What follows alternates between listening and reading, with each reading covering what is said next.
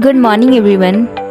आज के इस वीडियो में हम क्लास 12 के पोएट्री के first chapter sweetest love I do not go का हिंदी एक्सप्लेनेशन करेंगे। तो चलिए स्टार्ट करते हैं। Welcome back to dazzling class. Here I am going to explain about the poem sweetest love I do not go that is composed by John Donne. John Donne इस poem में अपनी और अपनी महबूबा के दूर होने के मंजर को बयान किया है। जॉन डॉन को किसी वजह से, किसी मकसद से अपनी महबूबा से दूर जाना पड़ता है। तब उस टाइम उनकी महबूबा काफ़ी रो रही थी, विलाप कर रही थी।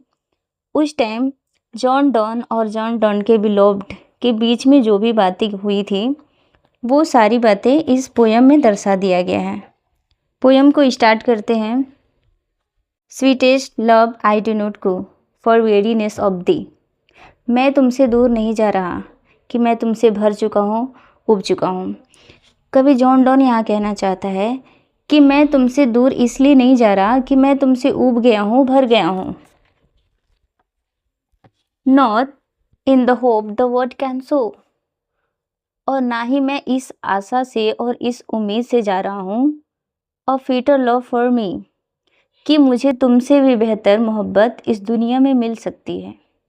कवि कहता है कि मैं इस उम्मीद से दूर नहीं जा रहा हूँ कि मुझे इस दुनिया में तुमसे भी बेहतर मोहब्बत मिल सकती है। बट सिंस दैट आई, लेकिन आखिरकार, must die at last is best, आखिरकार सबको एक न एक दिन मरना होता है। To use myself in jest thus by feigned deaths to die, आखिरकार हर किसी को एक न एक दिन मरना ही होता है और एक दूसरे से जुदा होना ही होता है। इसलिए मैं मृत्यु का ढोंग रच करके तुमसे दूर जा करके तुम्हारी जुदाई को बस महसूस करना चाहता हूँ। कवि यहाँ कहना चाहता है कि आखिरकार एक न एक दिन हमें मरना ही है और एक दूसरे से जुदा होना ही है। इसलिए मैं तुमसे दूर हो करके जुदाई को महसूस करना चाहता हूँ। Yesterday night the sun went hence। आगे पोएट जॉन डॉन सूर्य का मिसाल देते हुए कहता है कि कल रात सूर्य चला गया था। And yet is here today, और आज सुबह लौट आया है। He has no desire nor sense nor half so short away। उसके पास ना ही आने की कोई तमन्ना थी और ना ही कोई मतलब थी।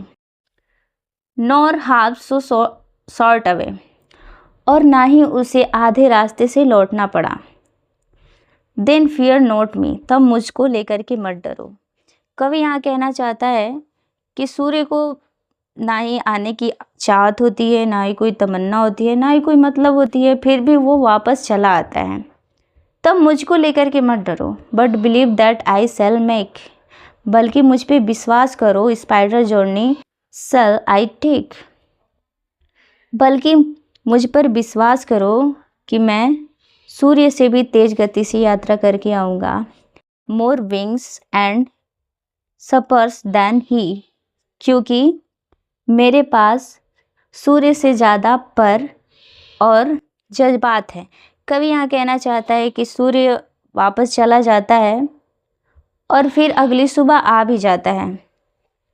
उसके पास आने की तमन्ना नहीं होती है, फिर भी वो निश्चित टाइम पे चला आता है। लेकिन मुझे तो मतलब भी है और मुझे चाहत भी है कि मैं वापस चला आऊँ, इसलिए मैं सूर्य से भी तेज गति से यात्रा करके वापस आ जाऊँगा। O how feeble is man's power that if good fortune fall. आगे उसकी पत्नी फिर भी रो रही है, विलाप कर रही है, तो कभी बोलता है कि O how feeble is man's power, आदमी का ताकत कितना कमज़ोर होता है। That if good fortune fall, अगर उसकी ज़िंदगी में